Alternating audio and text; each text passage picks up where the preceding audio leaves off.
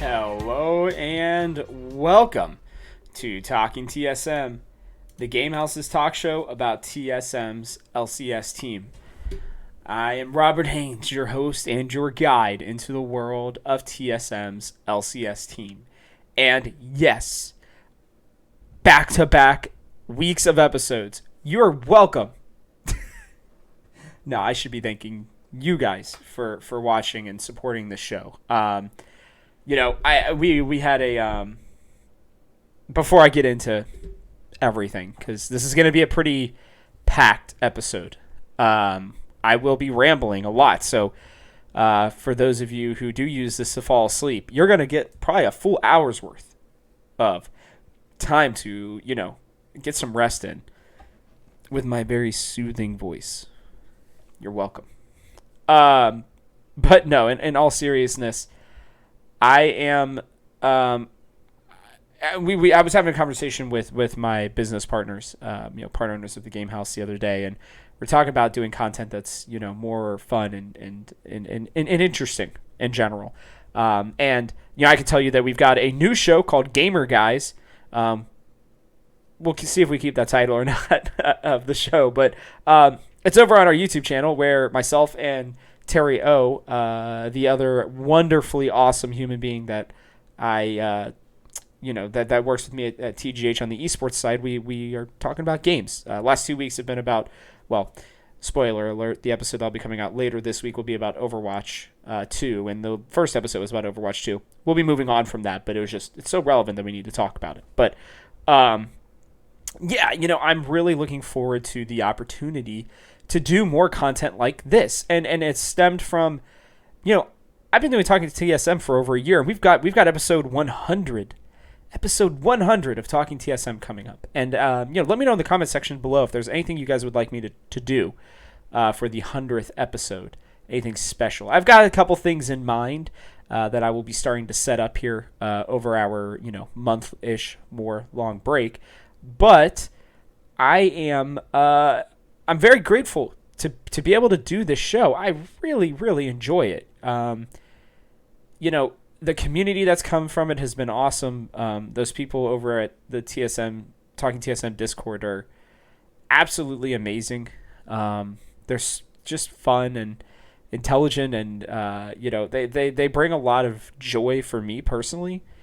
And this show does. And I think I'm going to continue to do more content like this. So you should be on the lookout. There's some people I'm considering working with who will hopefully have a show coming out here over the next few months. But I'm going to be trying to do more video content like this in general. And I'd love to know, what you guys would like to maybe see. And I'd like to just know in general what kind of content that you enjoy, so that I can try to bring it to you, whether it's through myself or through other individuals at the Game House. So, yeah, I just wanted to quickly make a shout out, and I'll go a little deeper into it, and to my thankfulness for all of you here in episode 100, which is coming up here, I believe, right before the start of the season. Just seems to line up that way sometimes, doesn't it? But enough. Enough of that. There's just so much to go over this week, and I don't know how I'm gonna fit this all in 1 hour, but we're gonna make it happen. Okay, so buckle up, buckaroos. It's time to get down to business. For starters, I want to get the bad stuff out of the way now. Because then I can look at all the fun stuff and the more, just the better topics in general. So apparently TSM threatened legal action against Doublelift for his statements that he said near the end of last year, and specifically his, I think his breaching of his contract technically. Now, to be fair, while I am glad that Doublelift is speaking out, I will say that he could probably he would probably lose in a court of law in terms of breach of contract and potentially a defamation lawsuit, meaning speaking bad about other people and ruining their public image. Now, obviously, it really is going to depend on what this LCS, report comes about with, saying what they found about Reggie. He has absolutely been verbally abusive. He has been extremely toxic. And, it's not okay the way that he treats people. That being said, I don't know why we're surprised completely. We've seen this sort of behavior in the past. And not just that. Listen, he's kind of a toxic gamer, right? Like his individual life and the way that he so like, when people see people who are toxic and stuff in games, they're probably going to be toxic in other areas of their life or just in life in general. Which is why I've always had such a problem with League, just due to the fact that why are people so toxic? like please, like understand that when you start going down this road of toxicity, even in video games, that it's going to become a part of your vocabulary and the way that you act in life, the anger, the way that you deal with anger. And I'm going to try to have somebody come on here and talk maybe a little bit about that and burnout and other parts of gaming. But, I'm not surprised that he talks to people similarly to how he played and talked in the game. That's not to make it an excuse by any stretch. Not even a little bit. I can tell you that I don't really ever yell at anybody at Gamehouse. I will talk sternly on occasions. It takes a lot to bring out anger in me and in a way that's going to be demeaning to others. I feel like I do my best to be as respectful as I possibly can be. Sometimes potentially to a fault, but I don't know why we're surprised that somebody who is overly toxic in a game setting and who's very competitive would be this way. His competitive drive is what makes TSM great, by the way, and has driven them to the successes that they've had as a company. But that being said, when employees are coming out and saying that you're being overly toxic, right? Like the stuff that potentially probably happened with Acadian, or some of these people on Twitter, the one person saying that she had to leave her engagement dinner to come back and finish a video. That's, to me, that is extraordinarily unacceptable. That's a special person and that's a special time in her life that work can wait, or other people can do that job to make sure that it gets done correctly. You leave them alone when it's things like marriage and giving birth to children and, celebrating birthdays of important family members and friends. That's the only way you can establish a true work-life balance, which I don't have, so I'm not speaking from experience, but I'm speaking from what I've heard other people do. I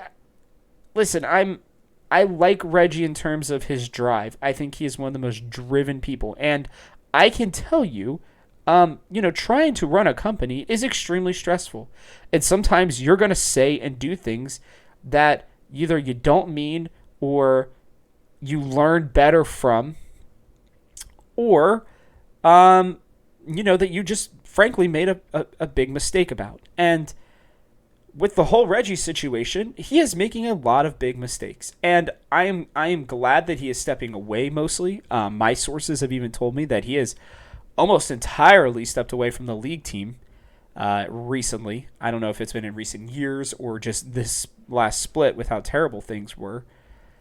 But in my opinion, which is kind of what this show is, I think he should just step out of the spotlight just for a while.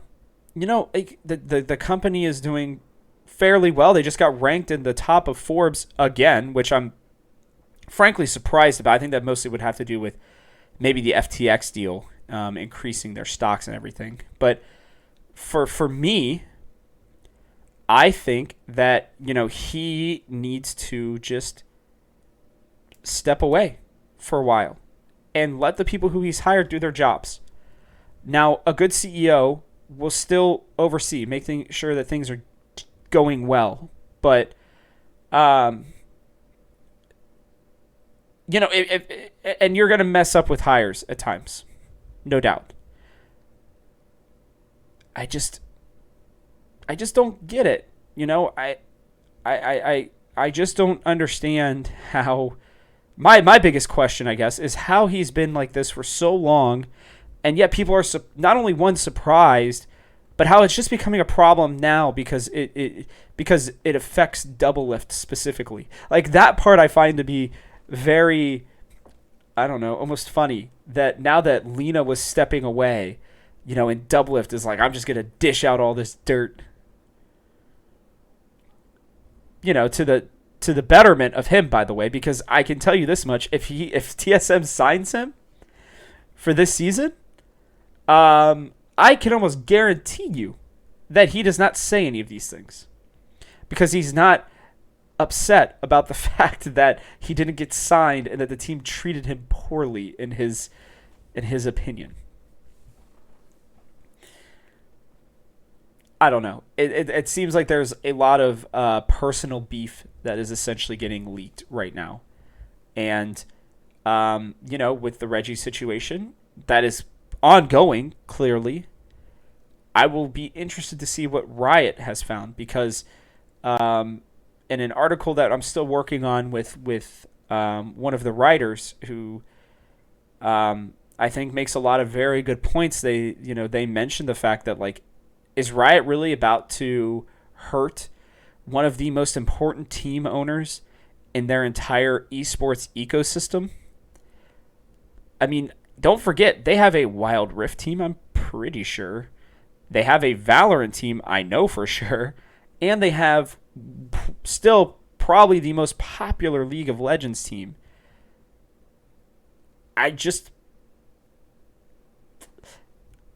Unless if they have, like, full-on emails and videos, other videos than what we had seen in the past, I just don't know what they're going to be able to do about it. And people aren't going to like that. And I'm sorry, because I agree. Like, I don't think the way that he's been acting is appropriate in any way, shape, or form. But I just don't know what Riot's going to be able to do about it, and I don't know that they will do anything about it, and people are going to hate that, and that's understandable. I would be very upset about it as well.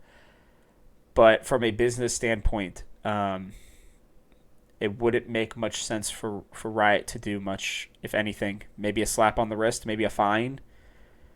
That's about the extent that I could see, and people are going to be really mad about that. But, I'm just going to state it for the people who want to live in the real world, whether they like this fact or not. It's about the business.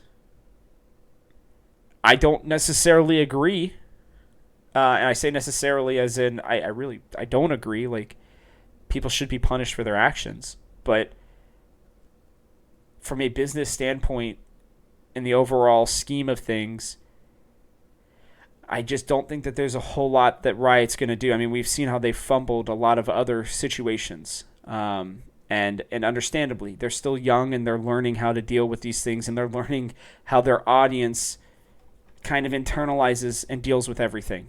I think people have to remember that. Like, I know people on Twitter who they may hear this, and I hope they don't yell at me. This is not what I would do. I'm just telling you what I believe that they're going to do, and they're gonna be focused on the business side of it, which that's what most really big businesses do, sadly. And I don't think they're gonna do much. So, yeah, the unpleasantness that is coming from this, I love this post on Reddit by user JT Ryan 1303. Reminder that despite all this ugliness, most of the TSM people, employees, players, coaches, they're mostly good people. So let's continue to support the teams and the players until, if something comes out about them, then I guess we'll deal with that later too. But yeah, like, I don't laugh because I think it's a joke. I laugh because it is still baffling to me in this day and age that people act the way that they do sometimes. So yeah, that's it for that one. We're gonna continue to move on here. Quick update on the other stuff from the from the TSM side real quick. The Valorant team, I believe, qualified for the VCT major event. I know they just had one, but I mean, like, the champions thing maybe. They had a pretty nice run there and a big comeback. I believe it was over 100 Thieves, if I remember correctly. It was actually really fun to watch. I watched a good majority of it. The Apex team continues to be solid. I think they finished 6th in the last ALGS tournament. So that was pretty cool to see as well. For the people who are out here like, TSM doesn't care, about competing and stuff. Like, I'm telling you again, Dominic Callis, wants to win at everything. They are going to field a competitive team in everything. And I think that that's where it's time for us to go into the roster, because TSM have officially announced their roster. We talked a little bit about this last week, and I know Dominic was listening to this podcast. He was on it. I'm going to hopefully get him on it again. And, he knows. He's just listening. He's like, man, this Rob guy clearly understands, because he's just so big-brained. /S. Sarcasm here, I hope, is being picked up. But I like what they did with this team. Here's the official starting lineup as of right now. I say as of right now because we'll talk about the Shenyi Mia situation, your son thingy. I don't really know what to say about your son yet, but we'll get there. Hooney officially back. Now, there was a post apparently that Summit wanted to come to TSM and it was blocked. I genuinely don't know why. Maybe for next year, I think TSM would probably look at that more seriously, but yeah, I don't know about that one even still, to be honest with you. Yeah, that would be, maybe they're moving Hooney to the bot lane. That's what it's going to happen. Anyways, so Hooney in the top lane, Spica staying in the jungle. There were rumors that he was being looked at, potentially shopped around a little bit. And even Golden Guardians were apparently looking at him at one point. That wouldn't be a surprising team for me to see him end up on next year if he doesn't get one of his top options. But it's going to be pretty tough for a top team to sign Spica, considering most of the top teams have very good junglers. So we may be in it with Spica for a little bit longer, at least this split for sure, and we'll see about next year. Tactical stays in the bot lane, and then we officially got the signing of Maple. Now, we talked about this last week. I think that this is going to be an incredible signing, truly. And especially now that I've seen other opinions out there that seem to validate my thoughts on this. Maple looks really, really good. He's only 24. He's younger than Bjergsen and Jensen, by the way. People forget that because it feels like he's been around for an eternity. He's still old in terms of League of Legends esports. Don't get me wrong, because you guys know my age thing. I don't personally think that is old. I will remind you of that. But in terms of the way that everybody else in the LCS seems to think, he is a boomer. But he is really good. He has a lot of experience. He is apparently pretty good at English. And as a reminder, Glenn, our GM, was once the GM for him at PSG Talon. It just seemed to work out and make sense. And what we saw from him in the LPL recently was not Maple at his best. But guess what? Now he gets a fresh start in a region that's not as good, that doesn't have as good of mid laners, and there is a truly good chance that this guy could be top 3, top 5 easily. When Doublelift, who hates TSM, is even going out and being like, yeah, this guy could be really good for TSM, like top 3 level player, right? You gotta think, okay, well, that's ideal, you know? Now, listen, I don't think he's gonna, unless he just comes in here and he is like old Flash Wolf Swarm, I don't think he's gonna be pushing for like the top 2 spots. I realistically think 3 is probably his ceiling, but who cares? Considering what we had in the mid lane and how we were still able to win some games because of the talent that we have elsewhere, I'm cool with Maple in the mid lane. Anything in the top 5 is going to at least give us a chance to push for a potential world spot here, family. Like, TSM fam, like, this is great, because then they also announced, at least for now, that Shenyi was still going to be the support. Now, this is what we kind of predicted at the beginning of the year, by the way. We said Shenyi would probably stay and they might need to look for a mid laner if everything goes to hell.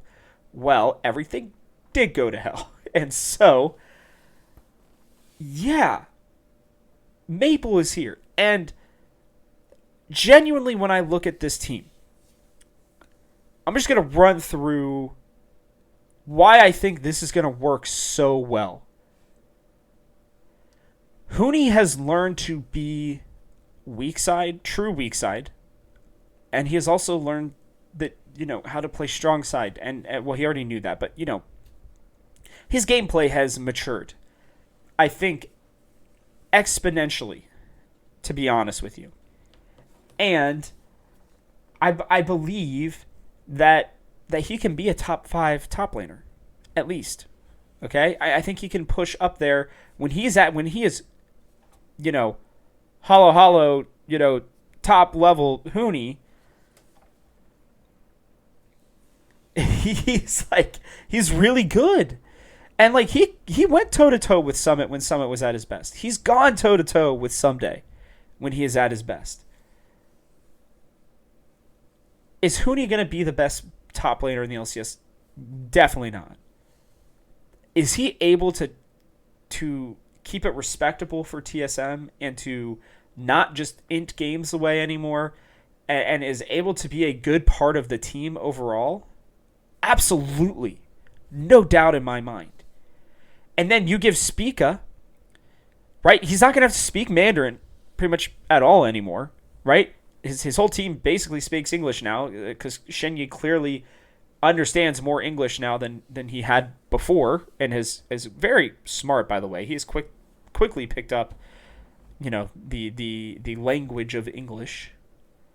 Man, I'm on one today. I don't know what it is. Maybe it's because I recorded a show before this. But I'm warmed up. I'm like really warmed up. I'm not doing this at like 6 a.m. this time. I'm actually doing it like middle afternoon. Look at me go. Oh man. Anyways, like Spica's just he's not gonna have to babysit any lane anymore. He's going to be able to do his thing. He's not gonna just have automatically losing lanes all the time and like maybe hope that top or bot lane are winning because they were able to draft it that way, and then only be able to play through one lane and get no real support from his mid laner. Guys, Maple is a vet. He has been to Worlds. He has played against the best of the best for years. He may just straight up smurf in the LCS. I mean, there is a real chance that could happen. And the biggest problem with TSM is they didn't seem to have a plan. They had no stability. Like, if they're smart, they're going to let Maple make some calls and kind of help lead this team and bring that veteran presence. Now, like, I don't know if he's going to be able to do it as well as Niski could have. I still think, again, Niski was like S tier. Maple's like A plus tier for me. But anything is better than what we had. Right? And enabling Spica to not have to do everything the whole game. Like, he is, at least at this point, proven in his career that he is not able to be like the shot calling the whole game, the carry his team from a terrible position kind of player, right? He's still extremely good, an MVP level player, but he needs to have a pretty okay, at least, team around him. Yes, I understand we are returning with him 4 pieces of last split, but like the whole Shenyi thing was a huge debacle. Kaido never got a real chance. Takeover was average at best. At best. This relief is going to be huge because not only for Spica, but tactical. His mental clearly was boomed like the whole split. And the fact that they've already named Shinji to be starting, it seems like they've probably at least reconciled enough to be able to play together. And they looked more in sync, before. And I'm sure that Shinji and him are already practicing in Korea. Listen, like, this team, if they can flow, because their problem was there was no flow. I mean, you watch those games, even the ones that they would win sometimes. It was like, man, this team has no flow to their game whatsoever. It felt like watching a solo queue game. And even then, like, with people who didn't really like each other, or trust each other, I should say, more than like. And they clearly, at least in my opinion, they didn't trust each other. But now, yes, like, bringing in the stability, and I would argue the second most important position in the game. I still think jungle is the most important position. I would say mid, jungle, or there's just like that combo is way more important than bot lane duo, in my opinion. Like, that combo is just, it's got to be good for you to have a good team. I mean, we saw this even in the finals, right? Inspired was all over the place. And yes, Danny popped off, but a lot of times Danny waited until kind of later in the game to be able to pop off. He's playing champions that scaled, and then they did well in team fights. JoJo was able to hold his own against veterans all split, and that allowed Inspire to be unlocked. For us, Maple being able to go toe-to-toe with Bjergsen, and I do mean toe-to-toe, is going to unlock Spica, which is in turn going to unlock Huni, which is in turn going to unlock the bot lane, because Tactical's mental won't be exponentially boomed right away, and he could theoretically just do what Danny just did and straight up carry games. He's not as good as Danny. I really don't think he is. We can still compare him, because I think that they were, tactical game first, then Danny, and they have a similar ability, right? I still think Danny's a little bit better, obviously, and I think he's a harder worker. I will say that. But, and that's not to say the Tactical's not a hard worker, but I mean, like, I don't know if Tactical's going to go over to Korea and be the first LCS player or the first Worlds player to get their account to Masters. Like, that kid's just grinding. And, like, he's doing the same thing in Champions Queue. I mean, that just, they have different levels of drive for the game right now, is what I will say. But then the last piece is Shenyi. We've always known that he's had the talent and the mind to be good. Imagine a team where the stress isn't there. Imagine a team where they have a really solid player at every position, and it allows him to roam without much of a question, to worry about, just mid lane timings and jungle timings, right? Like, warding even is going to be better than what this team had experienced, and it's just, I'm really happy with this. I still don't know if they're gonna push past a third place finish at their height, but again, like I said in my last show, like, last split, it was, hey, they could finish 9th or they could finish 2nd. What they have done with Maple is they have condensed that For those of you who are watching on YouTube, you can see my hands, condensing. Those of you who are not, I'm sorry, you're missing out. Go to YouTube, look up the Game House, look up Talking TSM. I'm moving my hands together. You don't get this experience on just the podcast side. But hopefully you guys can enjoy it on your way to work or something. Or when you're chilling. Or when you're getting ready to take a nap. You're welcome. Man, I really am on one. Anyways, it's like Shenyi, I think, is going to have the chance to show his true potential. Is he going to reach it? Definitely not this split. But is he going to show us more of the highlights that we expected? Yeah, I truly 100% believe that that's going to be the case. And I'm very extraordinarily excited for it. I'm telling you right now, they have got probably, I think their ceiling is still maybe a 2. Maybe. I think it's more likely a third place finish. I think they can make worlds with this team. I think their floor is closer to like a 5th or 6th. Which, considering what we had before, is at least going to be more entertaining to watch. But I'm telling you right now, this team is a dark horse.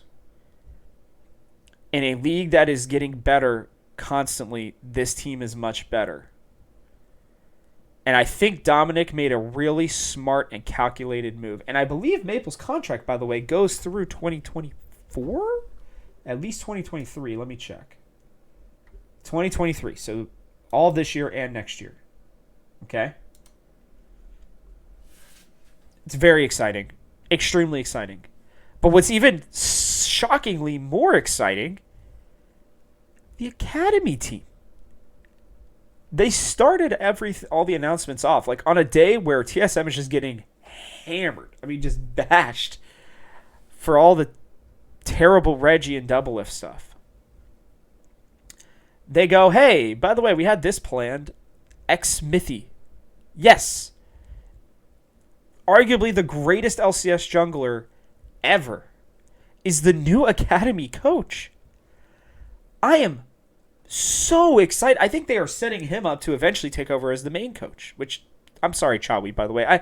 I hope, last thing here with the main team, I really hope this allows Chawi to show his chops. Not to be funny about it, but I mean really to show the brain that he has. Because I believe it's there. He just was limited in what he could do. And I think Maple, since he can play just about anything, is going to really unlock this team in the draft too, by the way. I didn't talk about that enough, but yeah, I believe that is going to be the case as well.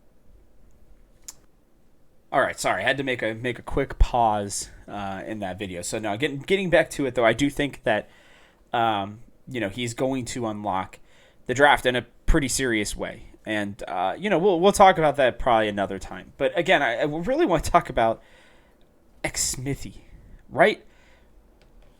I mean, on our bingo card of off-season acquisitions, that was not one that I expected. But the funny thing is I was actually talking about X-Smithy with Nick Ray at Asher Cross, at least on League. I think he's just at Asher, maybe lol, on Twitter. Super great guy. He's going to work with TL. Very, very, very excited for him. I think I was talking about this with him and Nick Geraci from Invan Global when we were at finals. It felt like he had just kind of fallen off. I was like, I actually said this. I'm like, I kind of want to reach out to him and just see what he's been up to. And a week and a half later, TSM signed him? I was shocked. I was absolutely shocked, and in a good way. I was like, this is a great signing for TSM.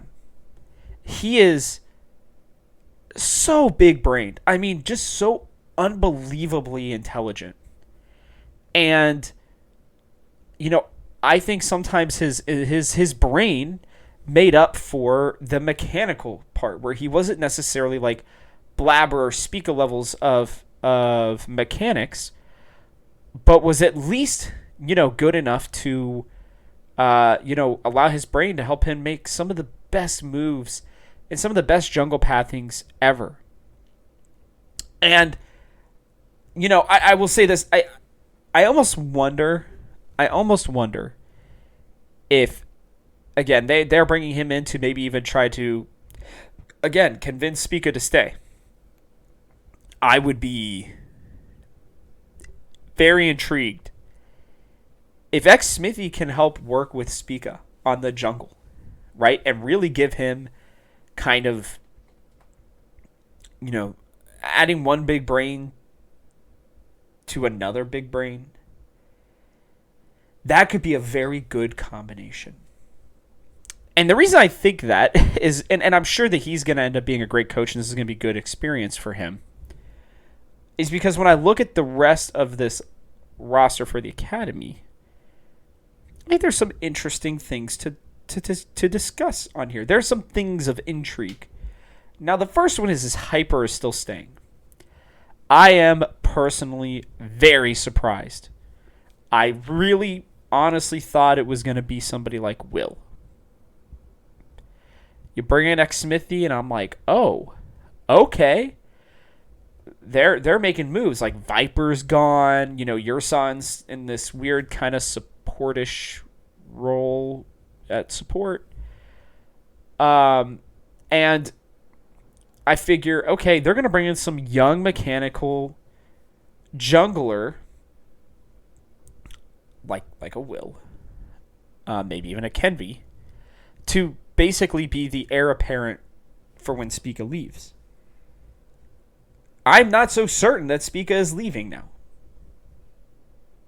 because Hyper is still there. And when we look at the rest of this roster, I'm going to get to the more exciting parts here. Hyper is staying, which is fine. He's not great, but he's fine. Takeover will get more opportunities to be I think a solid sub, if nothing else. He showed that he has some good abilities, and could probably be at least a 7th best mid laner in the LCS, maybe 8th, 9th, 7th, 8th, 9th, somewhere around there. I think he could push some people for their jobs, maybe given a little bit more time.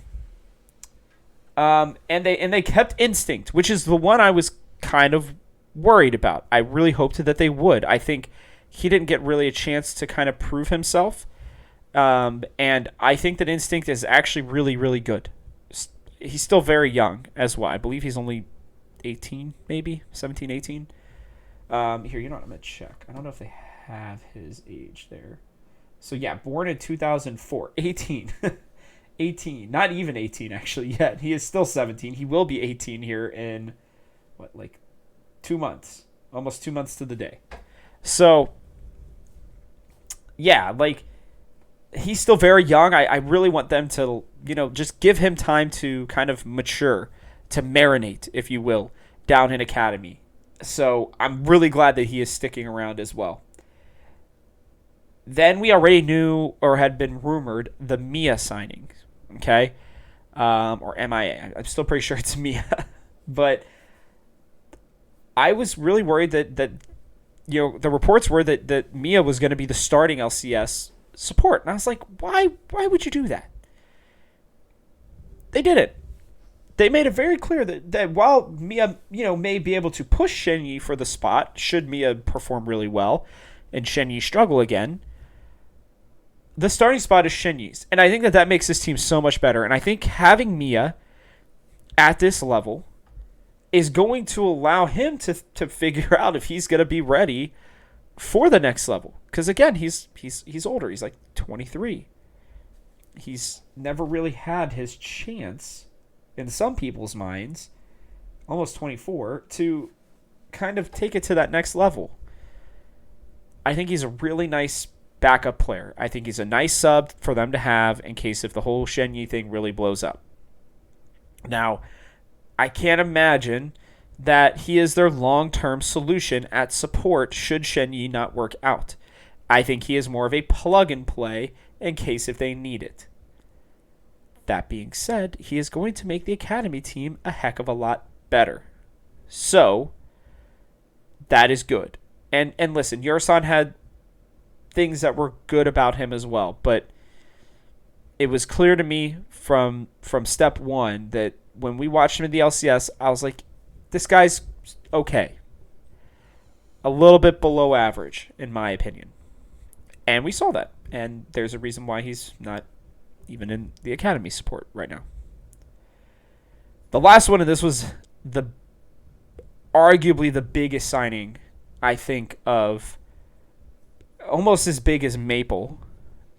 I'm gonna go out on a limb and say that. I think almost as big, if not bigger than Maple.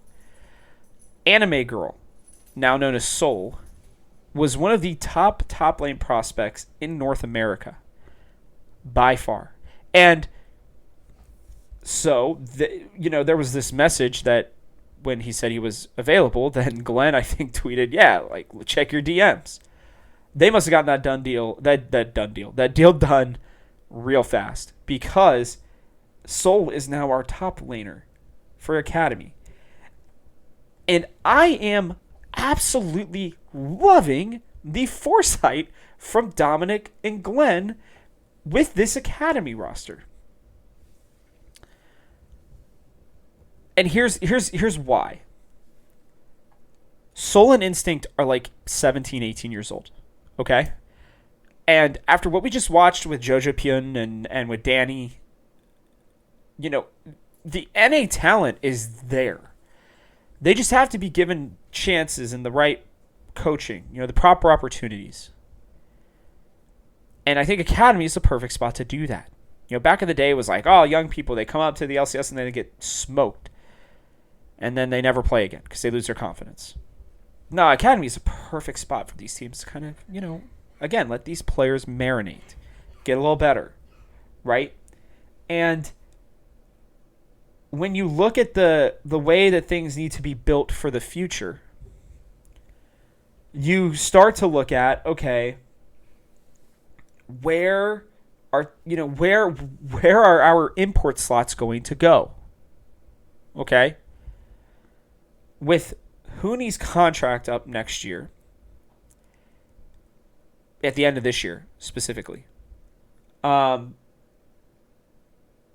Soul sets up to be a native top laner for us, whether it's going to be next year or maybe the year after that. Whatever that may be, the big brain powers making these decisions right now, okay, have realized that it's not great to import top laners anymore.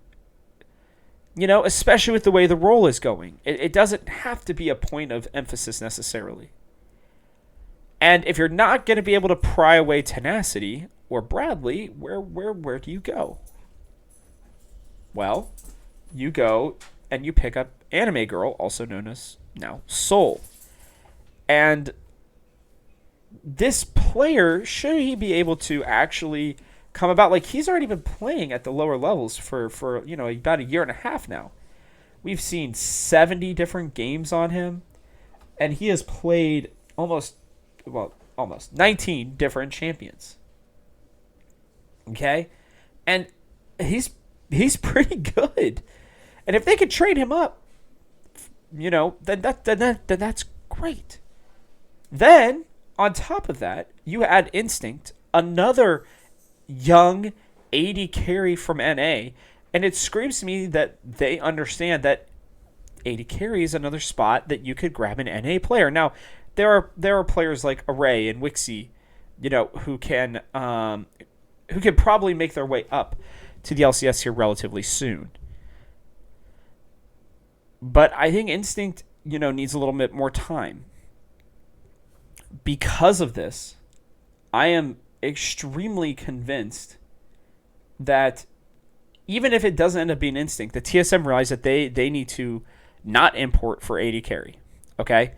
So then that means that whether it's support, which is pretty likely, mid, maybe, or jungle, they understand that the future, they've got 2 spots already lined up, essentially, for their NA squad, for part of the squad in the future. Should Spica also stay, since he is still very young. then you have all three that you need for the future lined up already, ready to go. And again, Tactical's contract isn't up for like another 2 years or something like that. So that would be kind of the perfect time for Instinct to then eventually just kind of move in and take Tactical's spot, in a couple of years. I'm telling you, they are big braining this thing. And even like with X Smithy, you allow him to get some experience down on Academy. And then the next thing you know, actually, I'm going to look at the global database real quickly.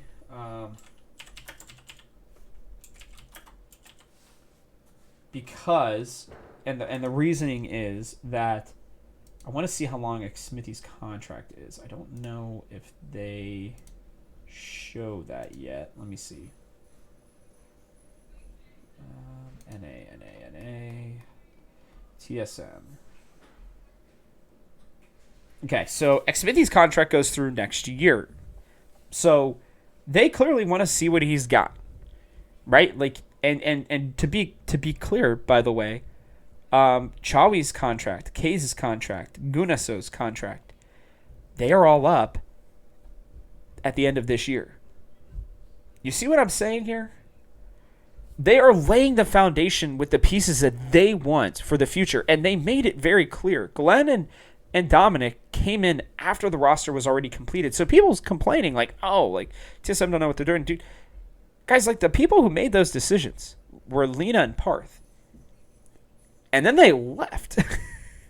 And they left that unfortunate team and the unfortunate problems to people who hadn't even been in the organization long enough to actually do anything about it. I'm just and Soul is signed through 2023, by the way. Just letting you know that. Mia also signed through 2024. Mia also signed through 2024. Instinct signed through 2024. Shenyi signed through 2024. They could probably sign Spica to two more years. I'm looking at it, and again, like most contracts, realistically, if a player really wants out or a team really wants to get rid of somebody, they become nothing. I mean, players will sign a 3-year deal and then leave after, one split, the first 6 months of it. So, because there's no guaranteed money in it. So there's no reason. But, I mean, you look at the way things are going right now, and you could see a vision start to kind of piece itself together, come together. And I love it. I really genuinely do, because considering the position they were put in, these moves, these few moves here, again, Maple, Soul, and X Smithy specifically, to me, signify a team that is not going to roll over, signify a team that understands that you have to have NA talent to be able to succeed, and signifies to me that, X Smithy's first time coaching and he comes to TSM, Kay said he worked really hard in that deal, and I believe that, because the reality of the situation is, if X Smithy came out on Twitter and had said, hey, I am looking for a coaching gig, he would have had people banging down his door, kicking it in to make sure that he would be able to take their spot, or to be able to take their coaching position.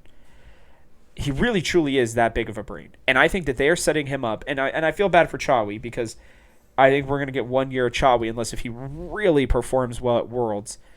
And then I think X Smithy's going to be there. Now, there's a chance that they'll just re-sign Chawi to another 1 year deal or something like that and let X Smithy move up to the LCS roster as like an assistant head coach. Because you don't... I mean, he's really smart, but running a team is a lot more than just understanding the game really well, right? Sometimes it takes people a little bit of time to kind of figure things out. And he was a much more quiet player, so I do wonder what he is going to be like in terms of the locker room type presence, right? Being able to be a leader, because you can be the smartest coach out there, but if you can't lead your players, whether that is in game or out, then it might be a problem. So it's going to be interesting to watch, but you could start to see the vision that they're kind of playing with right now, and you can tell they're looking around, they're scouting, they are getting ready. It makes me very confident that next split, like spring 23, this might be a very, very, very interesting team. One that could, I think, defy the expectations that we've had for this organization, and one that is clearly setting things up for things to be, very beneficial for TSM and just the whole, every part of TSM. Now, I want to spend the last few minutes here talking about one problem I do have, one thing that has not been announced yet, and that I'm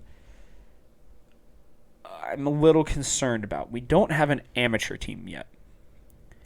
Now, I've been saying this for a while, maybe not on this show, but just in general. I believe that the LCS is going to kind of turn out to be a little bit more like baseball in terms of, having different levels, right? Like, I think we are going to see a lot of teams with main team, academy team, amateur team, right?